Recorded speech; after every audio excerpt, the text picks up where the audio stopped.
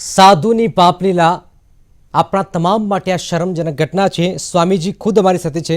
સ્વામીજી, આપને પીડિતાની વાત કેમ ગળે નથી ઉતરતી? આ એક સવાલ છે। મોબાઈલમાં આપને બતાવ્યા અમારી ટીવી સ્ક્રીન પર મોબાઈલમાં કેવું કેવું લખેલું છે, આઈ લવ યુ લખેલું છે, અર્ધનગ્ન અવસ્થામાં ફૂટા છે, તો વાત કેમ ગળે નથી ઉતરતી? પીડિતા ખુદ કહી રહી છે, એની પાસે છે પ્રૂફ।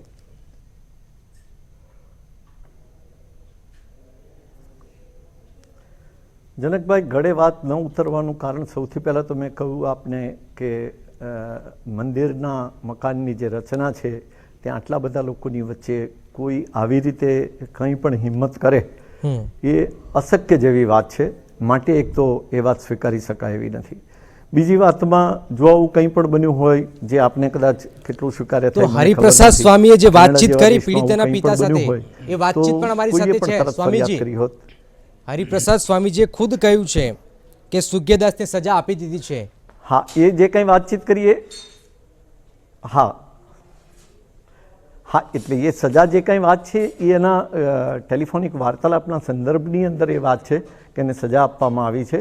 અને ત્યાર પછી બહુ કડક રીતે એમને કહેવામાં આવ્યું છે કે ભાઈ આવી કોઈ પણ વાત આ ખરાબ છે, ખોટું છે ને આવું કોઈ પણ સંજોગોમાં વાતચીત કે સંબંધ હોવું જ ન જોઈએ। અચ્છા સ્વામીજી, સુગ્યદાસ સાથે આપણે વાતચીત થઈ છે આપની ક્યારે?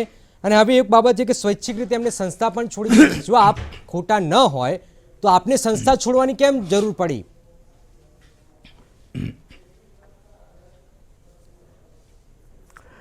એમને જે પત્રમાં પોતે જાતે પત્ર લખીને સંસ્થા છોડી છે એ પત્રમાં એમણે એવી રીતે ઉલ્લેખ કર્યો છે પોતાની જાતનો કે ભાઈ આ જે કંઈ અત્યારે ઘટનાક્રમ આવી રહ્યો છે એ જોતાં મને એવું લાગે છે કે મને નિશાન બનાવી અને સંસ્થાને બદનામ થાય એવી પરિસ્થિતિનું નિર્માણ થવા જઈ રહ્યું છે।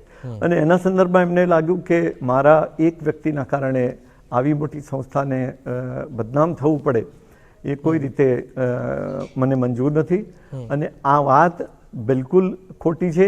માટે એ વાતની સત્યતા પુરવાર પીડિતા જોડે સ્વામીજી પ્રૂફ છે। સ્વામીજી, પીડિતા સામે તો જુઓ થોડું, મારી લડાઈ એના વકીલ ખુદ કહી રહ્યા છે કે બળજબરીથી થયું છે। અને એક બાબત, એક સ્વામીજી, જનકભાઈ, સાધુ, કેટલાક સાધુને બળજબરી કરવામાં આવે છે અને હવે આ સાધુ કહે છે કે મારે સંસારમાં જવું છે, તો શું? જનકભાઈ, એવી કોઈ વાત નથી। મારે સંસારમાં જવું છે એવી એના તરફથી કોઈ વાત નથી। પણ અત્યારે જ્યારે એને ભગવા વસ્ત્રોનો ત્યાગ, એના પર થયેલા આક્ષેપોની સામે લડવા માટે એને જ્યારે કર્યો છે ત્યારે મને એમ લાગે છે કે પીડિતા સાથે વાતચીત કરવામાં, પીડિતાના પરિવાર સાથે અથવા તો જે કંઈ પોલીસ ઇન્વેસ્ટિગેશન થશે એમાં મને એમ લાગે છે કે વધારે સરળતા થશે।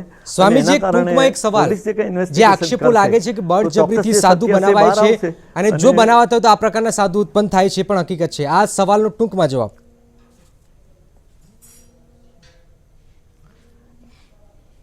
ના, એમના પરિવારની સંપૂર્ણ સંમતિ સાથે જ એમને બનાવવામાં આવ્યા છે। કોઈ બળજબરી એમની માટે કરવામાં નથી આવી।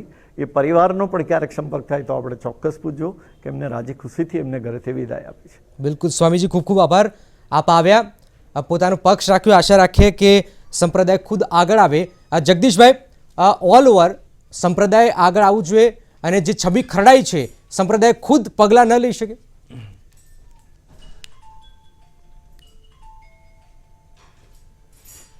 આપણે ડિબેટની શરૂઆતમાં જ કીધું તેમ ખરેખર આમાં સંપ્રદાય એક બહુ મોટો વિશાળ વર્ગ, અનુયાયી વર્ગ ધરાવે છે। એના અનેક શ્રેષ્ઠ કાર્યો છે સમાજમાં, અનેક ઉપકારી કાર્યો પણ છે। એ સંદર્ભમાં જોતા સંપ્રદાય જ આ જવાબદારી ઉપાડવી જોઈએ। પોલીસ તથ્યોને પછી લાગવા કરતા તે બંને જે પીડિતા છે તે પણ અને જે આરોપી છે તે બિલકુલ, એ બંને સમુદાયને આપણે મળી શકાય એમ છે, પરિવાર છે, કોઈ આમ એલિયન નથી કે એને શોધવા પડે।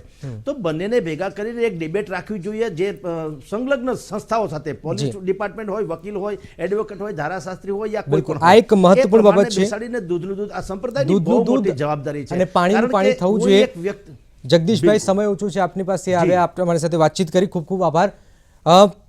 સવાલ ઊભો થયો છે વારંવાર, આ પ્રકારની ઘટનાઓ બનતી હોય છે, સાધુ આખરે આ પાપલીલા કરે છે અને પછી આ પ્રકારની દીકરીઓને સામે આવવું પડે છે પોતાના ન્યાય માટે। આપણા તમામ માટે શરમજનક આ ઘટના છે। રજા આપશું, નમસ્કાર।